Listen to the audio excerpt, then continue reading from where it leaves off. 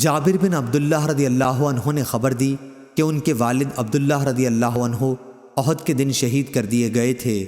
ان پر قرض چلا آ رہا تھا۔ قرض خواہوں نے اپنے حق کے مطالبے میں سختی اختیار کی تو میں نبی کریم صلی اللہ علیہ وسلم کی خدمت میں حاضر ہوا۔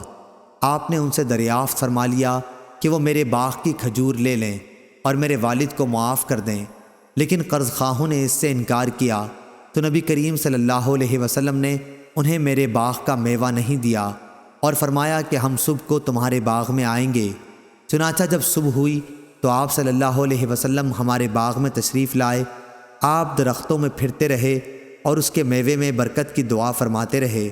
پھر میں نے کھجور توڑی اور ان کا تمام قرض ادا کرنے کے بعد بھی کھجور باقی بچ گئی۔